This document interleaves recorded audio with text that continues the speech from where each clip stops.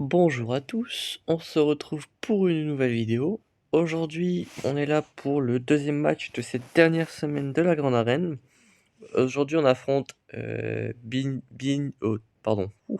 Obi-Wan Tyler de la guilde Dirty Little Jawa. Plutôt marrant comme nom de guilde. 650 000 de lifetime, pas d'exé en vue, donc ça c'est plutôt rassurant. Donc tout a déjà été enregistré au cas où, comme d'habitude. 1508 batailles offensives pour 516 tactiques de défense, donc on a un ratio plus ou moins de 1 tiers pour les défenses, qui est pas trop mal. Ensuite, en termes de roster, voilà, il a Negomalo, très classique.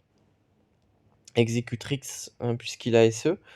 Après, c'est classique. Donc il a 2 GL, SE, JML. Donc, pour l'instant, rien de particulier. Ensuite, en termes de roster, voilà, c'est assez classique. Il a quand même des IT très intéressants, puisqu'il a le Dark Trooper. Donc voilà. Sinon voilà, après rien de particulier. Il y a quand même pas mal de G12, ce qui lui permet de faire quand même pas mal de teams intéressantes en défense. En termes de perso, voilà, il a 332 de speed sur le DR. Ensuite, il a 318 sur le Lash Yoda, donc pas trop mal. Le Doku est à plus de 300 de speed, c'est un perso rapide de base, voilà, 318, il n'a même pas 7 de speed, c'est pour dire. Ensuite le Piet, qui a 310, avec le lead de Virs il a 330, donc pas assez rapide pour outspeed ma DR. Donc je pouvais le mettre en défense assez tranquille, puisque j'ai mis Dark Talon, du coup mon DR est à 340. Donc son Dark Trooper avec Piet, etc. n'est pas très efficace contre. Voilà, le Gideon est à 323 avec le lead de Virs. Le Revan est à 300 de speed, grosso modo, enfin 299. Donc vraiment là, il n'y avait rien de particulier dans le roster qui pouvait me faire peur comparé à l'adversaire juste avant, quoi. Donc là, j'ai décidé d'envoyer mes BH contre Sarolo. Alors, faut savoir que voilà, ça, j'attaque le bas comme d'habitude en premier. Et le bas m'avait l'air assez suspect. Enfin, c'était pas non plus des teams très puissantes, c'était des teams corrects quand même, mais c'était pas non plus très très puissant. Donc je sentais le bac assez résistant derrière. Euh, ouais, donc ouais, je sentais quand même le bac assez résistant. Donc j'ai décidé de la jouer comme je fais toujours, à savoir j'essaie de tomber le bas de façon la plus la moins chère possible. Donc là voilà, j'ai tombé la Rollo. Alors excusez-moi 2 secondes. Hop, donc ouais, voilà, on a éliminé Rollo, comme je disais. Hop, on a éliminé le Capitaine Han Solo pour éviter des revives. Donc là, la seule menace qui reste, c'est la Leia. Rien de sensationnel. Donc là, on tue Han sur une contre-attaque, plutôt cool. Là, on va éliminer le Akbar. Et là, je vais m'assassin sur Leia, ça va déclencher le contrat et ça va me soigner full life mon griffe. Donc ça, c'est plutôt intéressant. Full life, full prot. Il restera du coup que Django qui avait pas la full prot. Donc 74 bannières, c'était le premier match que j'ai lancé. Donc j'ai le plus 10. Du coup, en temps normal, ça aurait été 64. Mais bon, c'est déjà très bien. Donc là, il y avait Bam. Alors, c'est très déconseillé de faire CLS parce qu'en gros, Bam peut se mettre l'immunité aux dégâts. Et en gros, si vous retirez trop de TM, vous pouvez time out en retirant son TM à fond et jamais le laisser sortir d'immunité aux dégâts. Sauf que moi, quand je le focus en premier, ça n'arrive jamais. Donc je le tombe en premier, et puis ensuite j'ai plus qu'à tomber les persos à côté. J'ai suffisamment de speed, de dégâts et de gain TM pour jouer sans qu'il joue. Ce qui fait que j'ai pas pris un seul hit. Donc j'ai tué Bam en premier, puis ensuite j'ai tué le reste sans souci. Ce qui fait que voilà, là on est passé en 65 bannières, ce qui est plutôt cool. C'est peut-être un peu overkill, mais je me rends compte qu'à ce moment-là, j'ai encore mes 2 GL qui ne vont pas me servir sur le devant. Donc je pourrais m'en servir derrière, peu importe ce qu'il y a. Donc voilà. Là, je charrie Pivador contre la Newt, parce qu'en fait, c'est quand même que des très bons persos. On a la Nest que je vais one-shot directement. On a le Newt Gunray avec son extorsion, le Mog qui a une très bonne AOE Days. le Django qui est quand même très bien sur un lead séparatiste et on avait Doku également. Le Doku, hein, qui contre-attaque, qui fait quand même pas mal de choses. Alors là, j'ai fait une erreur, j'ai fracture, j'aurais pas dû, mais bon, c'est pas bien grave. Du coup, ouais, là, j'ai décidé d'envoyer une grosse team contrôle parce que là, vraiment, en face, il y avait que des bons persos. Donc pour le coup, c'est pas vraiment overkill, hein. Là, ça paraît un peu overkill, c'est vrai, mais vu que en face, il y a, comment dire?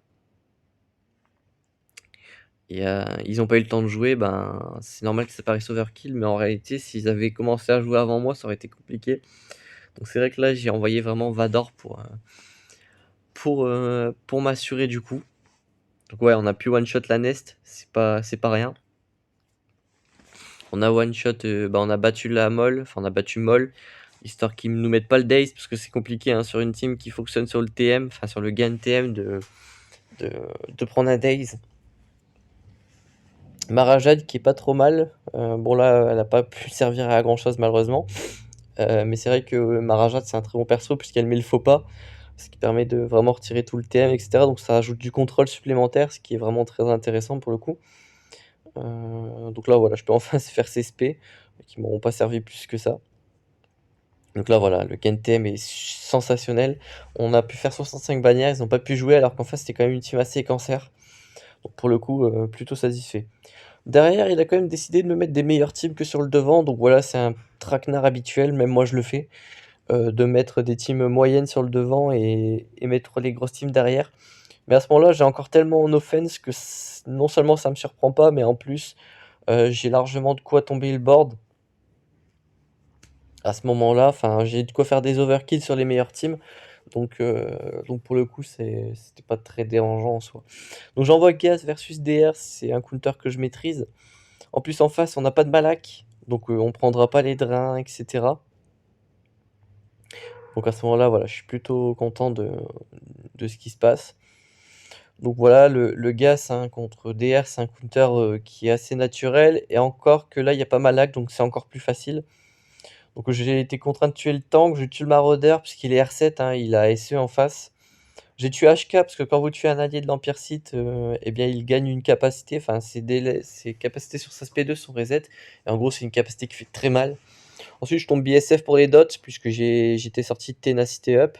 Et on termine par DR, parce que en gros, tuer DR en premier, c'est très compliqué dans le sens où il partage sa vie. En gros, si vous le mettez à 50% de sa santé, il partage. Enfin, il va récupérer de la santé de ses alliés, grosso modo, et ça le rend très compliqué à tomber. Donc voilà. Mais du coup, avec Gas, très très bien. Sans le Malak, j'ai quand même pu faire 64 bannières. C'est vraiment très très propre. Donc on prend. Ensuite, on est sur, une Padmé, donc j'envoie Revan, c'est le counter le plus safe et le plus efficace que je connaisse.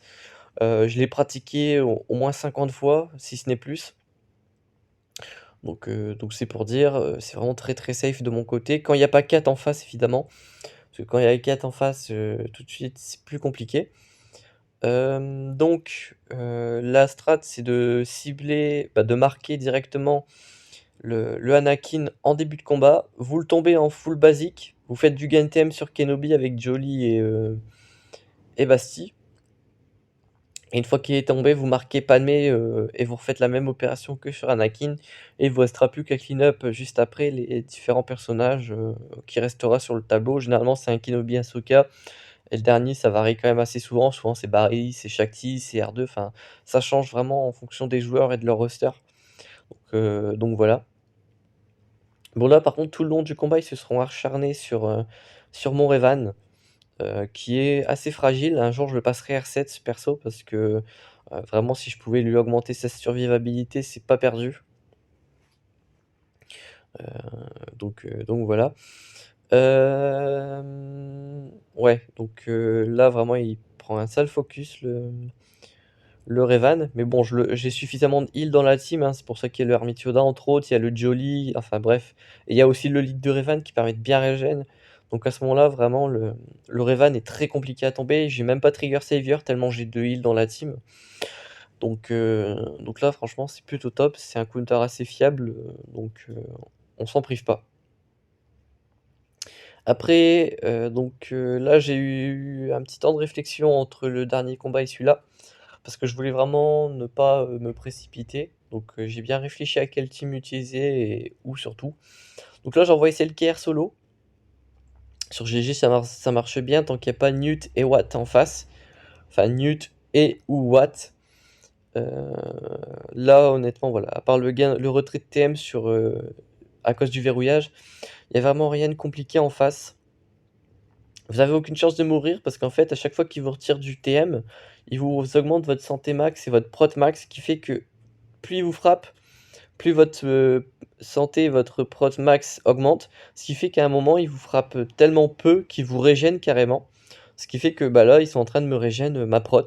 Donc là, techniquement, je suis invincible, enfin contre cette team en tout cas. Donc c'est plutôt intéressant. Donc, bah, le solo est assez simple au final puisque, ben, vous perdez pas de TM, enfin vous perdez très peu de TM, dans cette compo-là. Vous avez, une régène enfin une augmentation, donc une régène de prot et de santé qui est assez dantesque. Donc à ce moment-là, vraiment, il y a rien qui peut vous faire peur. Heu, donc voilà.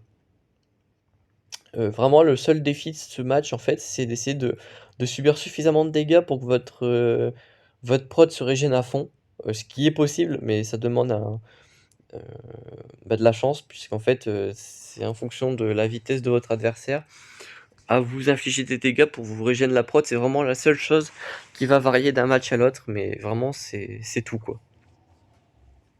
Ensuite contre les Géos, pardon, j'envoie JKL lead avec JML. JML, a plus de 500 speed qui va pouvoir trigger la capacité de lead de JKL qui va pouvoir me permettre de faire le mass stun direct après, ce qui est vraiment intéressant pour le coup. Là en plus par accident je tue la brute. C'était pas fait exprès, mais pour le coup, ça se prend. J'ai mis, voilà, là, l'aspect 2 de JML qui retire le TM, l'aspect 1 de Holben qui permet de retirer le TM également. Donc à ce moment-là, je les ai tellement légumisés que, voilà, on est plutôt tranquille sur ce match. Hop, donc on fait full bannière, 66 bannières, hein, plutôt propre.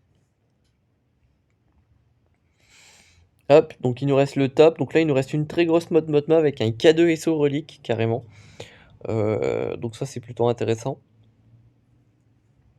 Donc j'envoie les FO que j'ai pas utilisé avec SLKR et je rajoute un Watt Tembor pour ces différentes techs qui vont nous être très utiles, vous allez le voir.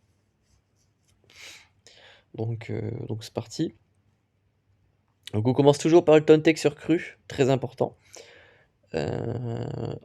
Hop, tac. Donc là en gros on commence à affaiblir la première cible qu'on va focus, donc le wedge, pour ses AOE notamment. Alors j'ai choisi de focus wedge, mais j'aurais pu choisir de focus Lendo pour les mêmes raisons, hein. Enfin bref. Ensuite, on met le weapon tech sur le damage dealer. Ici, c'est mon soldat site. Et en gros, à chaque fois que je vais kill un adversaire, bah, je vais empêcher le revive si je le tue avec le soldat site, évidemment. C'est ce qu'on va essayer de faire du coup. Et donc voilà. Euh, Bon voilà, c'est à peu près toute la stratégie du combat, hein. Vous mettez le taunt tech sur le tank et le weapon tech sur le damage dealer. Vous faites les kills euh, sur les personnages avec le personnage qui a le weapon tech. Et une fois que c'est fait, bah, vous gagnez le combat, quoi, c'est à peu près tout. On pose la troisième tech quand même ici sur le Stormtrooper, sur le deuxième tank, puisque ça fait un peu de regain de prot si je ne m'abuse, ce qui fait que bah, on va maximiser les bannières un peu plus. Aussi, faut pas hésiter à utiliser l'aspect 1, donc je vais vous montrer ça dans pas longtemps. Avec Watt qui donne le bonus de prot, enfin le régène de prot, je sais pas trop comment ça fonctionne, mais en tout cas ça régène la prot. Histoire de finir full bannière. Ici Hug c'est pas mal pour le swap TM si besoin. Voilà, c'est pas l'as basique, mais du coup c'est la première spé, mais ça je l'ai pas encore fait, je le fais au tour d'après. D'ailleurs je me suis dit assez rapidement après avoir fait la basique que ça aurait peut-être été intéressant de faire l'aspect 1. Enfin bref, rien de très particulier, hein. Hop, là on va tuer le K2SO, qui est un très bon tank, hein, mine de rien, on dirait pas comme ça, mais une fois relique, c'est un très bon tank pour les combattants rebelles. Là je vois que je suis full time sur le soldat site, donc je fais une basique ailleurs pour pas le tuer avec le cru. Et ensuite il ne restera que le focus sur Biggs. Hop, donc là je fais l'aspect 1, voilà c'est cette capacité là qui régène la prot. Et il nous reste plus qu'à focus le Biggs, qui est le dernier en vie, et les autres ne peuvent pas être revive du coup, parce que je les ai tous tués avec le soldat site, ce qui est plutôt cool pour le coup. Là, je fais une basique qui fait assister le soldat site et c'est bien. En plus, ce qu'il y a de bien quand vous achevez le dernier ennemi, c'est que vu que ça termine le combat en faisant repli Motmotma, eh bien vous. Comment dire? Vous avez pas besoin de tuer avec le soldat site, enfin avec le personnage qui a le weapon tech, donc ça c'est cool. Donc là, le dernier combat qui n'est pas des moindres, c'est une full RJT avec 3 G13 et 2 G12, si je me rappelle bien. Et ouais, pour le coup, pas mal. J'ai mis le Trium qui a un très bon counter de RJT, j'ai rajouté le Wampa et le Cru. Sauf que vu que j'ai le désavantage en gear, enfin avec le Trium, c'est pour ça que j'ai mis vraiment le Wampa et le Cru. Pour avoir des persos qui peuvent aller encaisser les dégâts à la place de mon Trium pendant qu'ils font leur boulot, quoi. Je voulais isoler RJT, mais bon, je vais être obligé d'isoler Finn. Je dispelle les bonus en face, qui leur donnent du pouvoir, de l'attaque, du gain TM, enfin tout ce genre de choses. Notamment la prévoyance également, hein, très intéressante pour esquiver, n'est-ce pas? Heu, donc voilà. Là, la cible vraiment ça va être RJT, hein, une fois qu'RJT tombe, en général, ça va assez vite. Là, le Sion qui meurt, je commence à stresser un petit peu. Le lancer de sabre, très intéressant avec, Traya qui fait très mal. On dispelle le bonus sur le soldat de la résistance quand même. Là, je fais une basique sur le soldat. Une AO avec le Wampa pour gagner un bonus de prot. Hop. Donc là, le soldat de la résistance est one tap. Et ça, c'est très bien parce qu'une fois qu'il meurt, déjà, il y a beaucoup moins de gain de TM en face. Et ça, c'est cool, donc on en profite. Petit AOE, comme ça, on continue d'affaiblir le BB8. Et là, je le tue. Comme ça, voilà. Là, j'ai tué les deux plus grosses sources de gain de TM dans la team adverse. Comme ça, on est plutôt tranquille. Et là, j'annule RJT. Donc là, les 3 menaces sont tombées. Là, on n'a plus qu'à faire du regain de prod si possible. Du regain de santé. Enfin bref, ce genre de choses. Je dispelle le bonus sur R2. Je fais un outrage avec Kylo pour regen. Donc là, je finis full prot avec lui. Là, je vais finir full vie avec le Wampa. Hop, je refais un outrage et ça termine le combat. Donc 59 bannières, c'est pas très propre. On perd 6 bannières sur le total. Mais avec tous les scores que j'ai fait à côté, honnêtement, je suis plutôt satisfait du résultat, hein, c'est pas trop mal. Du coup, il nous reste plus que les flottes à tomber, donc ça c'est cool. Donc je mets les 2 vaisseaux de druides avec Sunfac, qui est le tank parmi les 3 vaisseaux géonosiens, puis on met les 2 géonosiens en renfort, au cas où. Là, il est plus vraiment question de se retenir, enfin de prendre des risques, parce qu'on en a plus besoin. Donc là, on fait pas juste avec les 3 vaisseaux de base sans renfort. Dans le sens où si ça tourne mal, je l'aurai un peu mauvaise. Hop. Donc là, on va focus le TU Silencer, main damage dealer de la team Finalizer. Donc voilà, là, avec les assists des vautours, on tue le Silencer et à ce moment-là, le combat est gagné. Puisque là, peu importe ce qui sort en renfort, c'est gagné. Donc voilà. Là, je sors l'espion pour mettre la double raillerie. Je vais focus le TIE, histoire de le one-shot. Ensuite, on s'occupera de la navette et on terminera par le Razor Crest. S'il n'y a pas d'autres renforts qui sortent avant. Hop, donc on tue le TIE Silencer, le TIE tout court, on tue la navette grâce au boss droid, et il ne nous reste plus qu'à tomber le Razor Crest. Mon adversaire n'a pas l'exécuteur, donc c'est pour ça qu'il s'en sert ici, on va dire comme d'un tank, pour temporiser jusqu'au prochain renfort, ce qui est pas bête en soi, c'est une bonne réutilisation on va dire. Mais bon, là je commence à faire assez mal. Il reste plus que lui, donc je peux me permettre de le focus, et on le tombe avant un nouveau renfort, donc 71 bannières, c'est pas mal.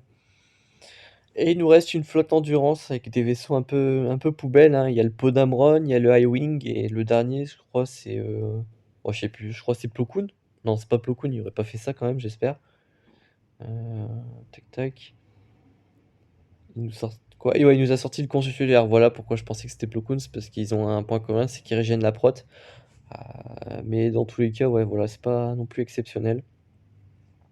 Donc là, voilà, je peux faire des mass assists, des AOE, et je termine avec le Umbarien qui touche les deux et qui les tombe. Donc voilà, le combat a duré 15 secondes. Euh, et encore, la dernière seconde, c'est parce que ça a mis l'animation de fin. Donc c'est pour dire. Donc là, on termine à 1551 bannières. Donc j'ai mis la même défense qu'au dernier match. Il a fail sur mon home run, donc je pense pas qu'il va revenir, au score, même s'il la two shot. Mais bon, en tout cas voilà, j'espère que ce match vous aura plu. On se retrouve très bientôt pour de prochaines vidéos. D'ici là, portez-vous bien.